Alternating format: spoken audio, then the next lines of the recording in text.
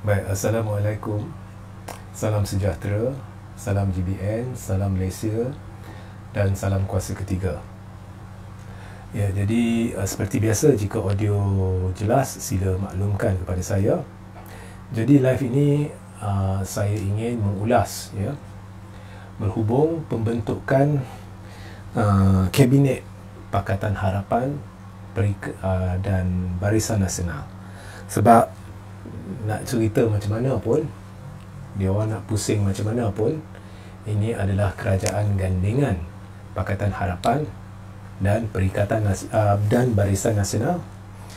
Lebih-lebih lagi apabila kita melihat gandengan seorang Perdana Menteri dari PH dan seorang Timbalan Perdana Menteri dari Barisan Nasional. Walaupun adalah parti lain seperti GPS dan sebagainya, tetapi ini adalah komponen utama, iaitu PH dan BN. Jadi pertama sekali saya nak nyatakan apa yang nyata dan tidak boleh dinafikan. Okey. Sekian lama saya komen sana sini, saya berlaku adil. Saya memuji Anwar, mengucapkan tahniah kepada Anwar dan berjanji akan tidak akan menentang kerajaan pimpinan dia seandainya dilakukan dengan betul. Tetapi setelah diumumkan kabinet hari ini, saya akan membuat analisa yang menyeluruh dan saya akan menyatakan pendirian saya bermula dengan apa yang nyata.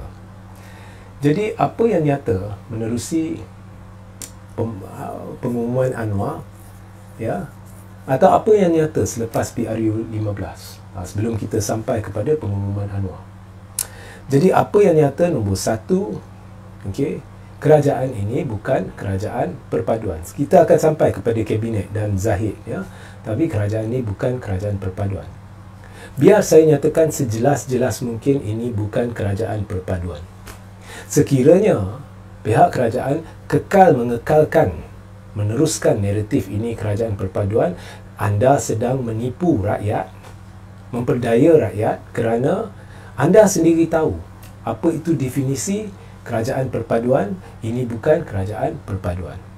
Ianya kerajaan minoriti yang tidak melibatkan Perikatan Nasional dan akan kekal kerajaan minoriti sehingga keabsahan kerajaan ini diputuskan atau ditentukan menerusi parlimen. Sama ada menerusi usul percaya secara berasingan yang dijanjikan oleh Anwar pada 19 Disember ataupun menerusi undi bajet. Ya. Dan andai kata undi bajet lulus ataupun usul percaya lulus atau memihak kepada Anwar, maka dengan itu ianya akan bertukar menjadi kerajaan majoriti dan Anwar akan bertukar menjadi Perdana Menteri kerajaan majoriti. So itu pertama yang nyata, yang tidak boleh dipertikaikan oleh sesiapa. Ya. Yang kedua, tidak ada sebarang kenyataan daripada Istana Negara mahupun yang di Pertuan Agong yang berbunyi Seri Paduka Baginda Tuanku ingin atau telah menitahkan bahawa perlu wujud kerajaan perpaduan. Tidak ada sebarang kenyataan bahawa yang di Pertuan Agong telah menitahkan bahawa 30 MP Barisan Nasional harus bersama Pakatan Harapan seperti yang dinyatakan oleh Zahid secara palsu. Ya.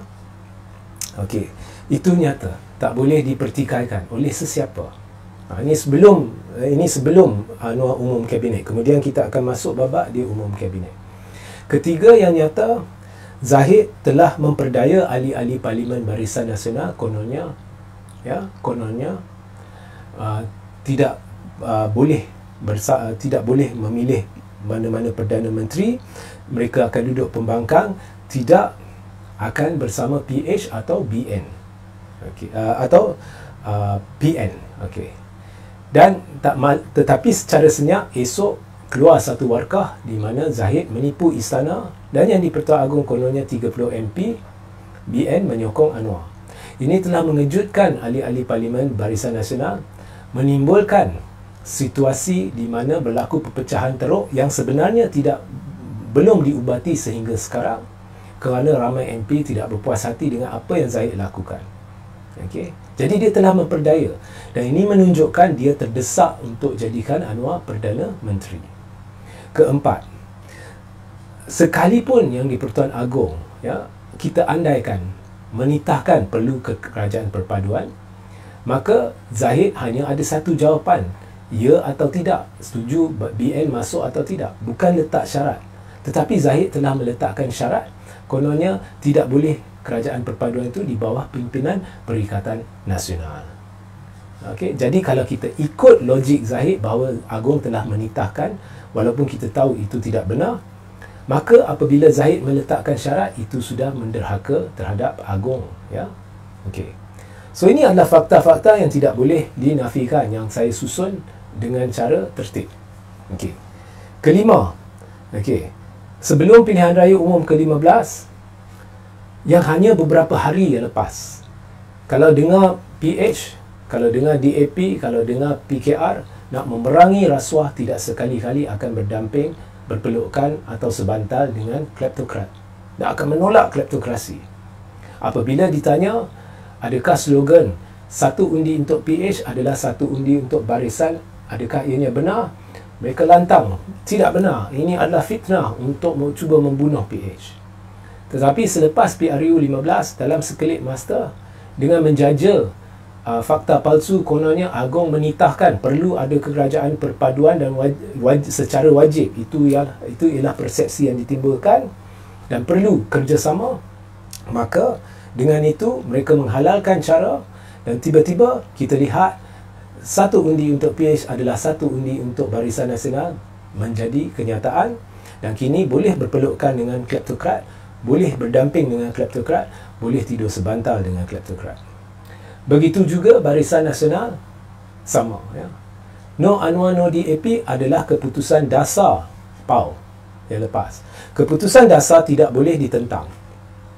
Zahid telah menipu rakyat, kononnya No Anwar DAP hanya strategi untuk PRU 15, ianya tidak ada kaitan dengan selepas PRU 15. Ini pembohongan yang terlalu nyata, kerana apabila kita rujuk kembali kepada PAU, kenyataan yang dibuat, No Anwar No DAP adalah kenyataan am, tidak merujuk kepada mana-mana masa, bermakna ianya kekal sehingga PAU depan. Maknanya Zahid telah melanggar perlembagaan parti dan seharusnya memecat diri dia sendiri. Jadi Zahid sedang bermaharajalela lah, pendek kata. Tapi sebaliknya, bila kita lihat, ada juga disebut no kerjasama dengan PPBM, tetapi dinyatakan dengan jelas hanya pada PRU 15. Maknanya boleh berdamping dengan PPBM selepas PRU 15. Maknanya apabila Zahid memilih untuk memperdaya ahli-ahli Parlimen BN dan juga istana, dia boleh memilih untuk bekerjasama dengan perikatan dan masih boleh bentuk kerajaan, kononnya demi rakyat. Jadi lebih nyata di sini, Zahid terdesak nak jadikan Anwar Perdana Menteri. So, bila Zahid telah melakukan satu penipuan yang begitu besar untuk menjadikan Anwar Perdana Menteri, bila Zahid telah melakukan satu tindakan memperdaya ahli-ahli BN untuk menjadikan Anwar Perdana Menteri, risiko yang besar itu semestinya dibalas. Dan kini Zahid sudah menjadi TPM atau Timbalan Perdana Menteri. Keenam, fakta yang tidak boleh dinafikan, sebelum pilihan raya, bayangan diberikan tidak akan, Kabinet Persekutuan tidak akan melibatkan kluster mahkamah. Tetapi selepas PRU 15, untuk saya lihatlah, untuk menghalalkan cara, Anwar berkata selagi seseorang itu belum diputuskan, ke mahkamah belum hukum, maka dia tidak bersalah. Itu betul dari sudut perundangan. Tetapi dari sudut pentadbiran, anda sedang membina satu kerajaan yang akan berdepan dengan pelabur dan juga rakyat jelata yang semestinya akan gusar dan curiga dengan individu yang terpalit jenayah. Lebih-lebih lagi jika ada 47 pertuduhan jenayah dan mahkamah sudah memanggil beliau untuk membela diri. Jadi semestinya ada kegusaran bahawa sekiranya esok dia didapati bersalah, maka timbul persoalan tindak tanduk dia sebelum didapati bersalah dalam kerajaan, tindak tanduk dia dalam kerajaan, adakah ianya betul atau salah. Semestinya akan sentiasa ada kegusaran sama ada dia tulus dan ikhlas dalam melaksanakan tugas dia. Ada ramai lagi calon dalam UMNO yang boleh menggalas tugas Timbalan Perdana Menteri. Tetapi Zahid lah yang akhirnya naik sebagai Timbalan Perdana Menteri. Jika saudara-saudari ingat, pada 2020 apabila berlaku langkah Sheraton, dia melibatkan Subahat Zahid dan kluster mahkamah. Zahid memberitahu dia tidak ingin jadi sebahagian daripada kerajaan kerana ingin menumpu kepada kes dia. Tiba-tiba benda ni boleh berubah, ya, dan kes dia dijangka akan diputuskan pada bulan Januari, Februari atau selewat-lewatnya bulan Mac depan. Jadi timbul juga kegusaran apabila Zahid sudah duduk dalam kerajaan dan kerajaan ini boleh mengubah peguam negara. Adakah ini secara tidak langsung akan menimbulkan satu suasana tekanan terhadap mahkamah? Adakah ini akan menimbulkan risiko berlaku apa-apa bentuk kesan, ya, kepada mahkamah yang sedang mengendalikan kes Zahid? Jadi tidak logik dari segala sudut Anwar memilih untuk menjadikan Zahid Timbalan Perdana Menteri. Jadi kita lihat naratif-naratif sedang dimainkan, banyaknya palsu dan banyaknya tidak masuk akal, seolah-olah memperbodohkan rakyat yang sudah diperbodohkan pada PRU 15. Apabila rakyat diberitahu satu perkara, tetapi sebenarnya mereka telah merancang di sebalik tabir perkara yang lain. Saya dapat maklumat hampir 30% penyokong Pakatan Harapan setakat ini amat tidak puas hati dengan tindakan PH bekerjasama dengan Barisan. Sebab kalau tak kerjasama sekalipun, Yang di-Pertuan Agong masih boleh tubuhkan kerajaan minoriti. Kerana pada ketika Seri Paduka Baginda Tuanku melantik Anwar sebagai Perdana Menteri, ianya bukan berdasarkan kerjasama dengan Barisan Nasional. Ianya berdasarkan Pakatan Harapan yang mendapat 82 kerusi berbanding dengan Perikatan Nasional yang dapat 73 kerusi. Jadi PH akhirnya dipertimbangkan sebagai pencetus penubuhan kerajaan minoriti. Ya, so tidak akan ubah jika PN kerjasama atau tidak. Anwar akhirnya akan jadi Perdana Menteri. So banyak naratif palsu sedang dimainkan. Tetapi ada kelewatannya dalam menamakan Perdana Menteri. Dan kelewatan ini disebabkan, ya, akhirnya Anwar tahu benda ni akan memberi kesan buruk kepada PH. PH mungkin boleh main naratif macam mana dia nak main, tetapi tidak boleh mengekalkan naratif itu kerana rakyat bukan bodoh. Kalau kita lihat satu tinjauan yang telah dilakukan bukan oleh saya, tetapi yang ini adalah telah disiarkan oleh Astro Awani, 90% responden berpendapat tidak wajar ahli parlimen berdepan kes mahkamah sertai kabinet. Jadi saya berkata tadi 30% pengundi Pakatan Harapan tidak berpuas hati. Kalau belah Barisan Nasional, hampir kesemua Melayu Islam tidak lagi bersama Barisan Nasional. Jadi kalau kita lihat di situ, dan jika kita lihat PH hanya menang dengan 35% undi, dan BN hanya menang 30% pengundi, dan jika kita tolak 30% daripada pengundi itu daripada PH dan kita tolak hampir semua daripada BN, majoriti besar lebih 2/3 rakyat Malaysia sekarang tengah gusar, ya. Dan jangan terbeli dengan laskar cyber di media sosial, kerana beribu-ribu komen di Facebook hanya mewakili kurang dari 1% pengundi berdaftar. Jadi kesimpulannya, kerajaan pimpinan Anwar Ibrahim adalah kerajaan yang saya lihat kini kerajaan terlemah dalam sejarah. Okey.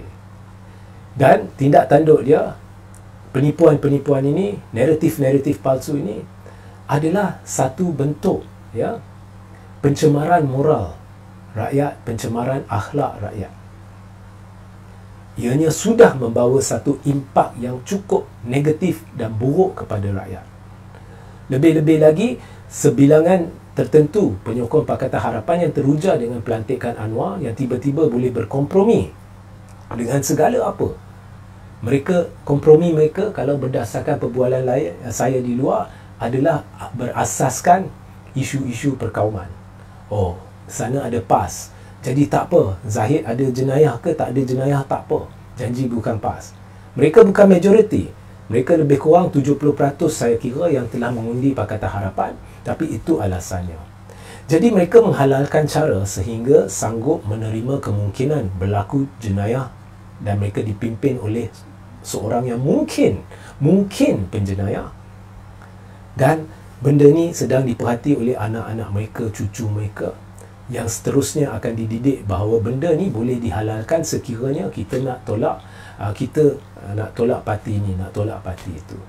Itulah gejala buruk dari sudut moral, akhlak yang sedang dibawa oleh kerajaan ini.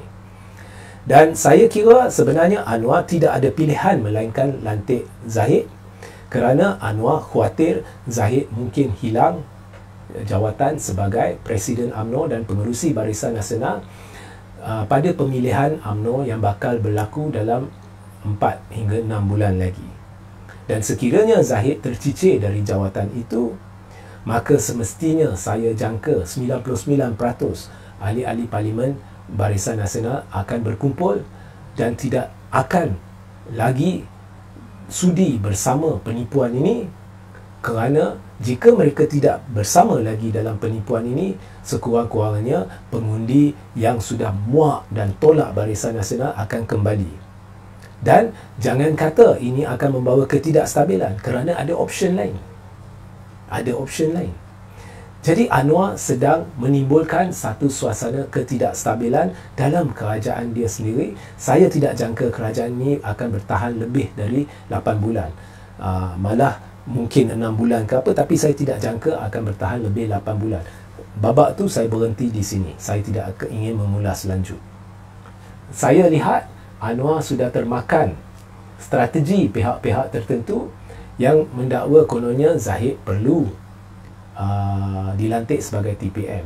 Sebenarnya Anwar perlu sedar, mereka bukan semualah, tapi ada pihak yang daripada bebas, bukan ahli politik, sengaja memberi maklumat kononnya Zahid perlu dilantik dan sebagainya, sebab mereka tahu bila Anwar lantik Zahid, Anwar teruja, ya, dengan ramai pihak setuju Zahid dilantik, ya. Jadi mereka tahu jika Anwar terperdaya dengan retorika itu dan melantik Zahid sebagai TPM, Anwar akan melemahkan kerajaan dia. Sebab suka tak suka sekarang, kerajaan ini adalah di bawah bayangan kleptokrasi. Kerana anda bergantung kepada kleptokrat, anda telah menunjukkan bahawa anda bergantung kepada kleptokrat untuk meneruskan pentadbiran anda. Anda telah mengubah naratif di media sosial. Dulu tak mahu kleptokrat, lah ni kleptokrat duduk sebelah hang untuk membantu mentadbir kerajaan anda. Okey. Bagaimana sesiapa boleh percaya jika esok PH akan mampu bentuk kerajaan? Sesiapa yang waras akan tahu kalau esok Barisan Nasional akan pupus, PH akan jatuh teruk. Naratif yang dimainkan ini banyak kepalsuan. So, komen saya sebagai pejuang kebenaran, saya menolak bulat-bulat kerajaan pimpinan Datuk Seri Anwar Ibrahim susulan pelantikan Zaid Hamidi, kerana kerajaan ini didirikan atas landasan penipuan dan kepalsuan. Ini tidak bermakna saya akan kritik membuta tuli kerajaan ini. Cuma saya tidak iktiraf kerajaan ini sebagai apa yang diperlukan untuk mengubati negara ini. So, itulah komen saya. Saya rasa banyak nak diceritakan, tetapi setakat ni jika ada apa-apa nak ditanya, boleh bertanya. Daripada, okey, mat bulat. Daripada Zaid Hamidi jadi TPM, baik lantik Ismail. Betul. Ada Ismail Sabri sana. Ada Hishamuddin Hussein sana. Tapi Anwar telah menunjukkan kelemahan pentadbiran dia dengan terpaksa lantik Zahid. Jangan beritahu Anwar rapat dengan Zahid. No. Anwar terpaksa. Sekarang kerajaan dia di bawah bayangan Pemimpin kleptokrat.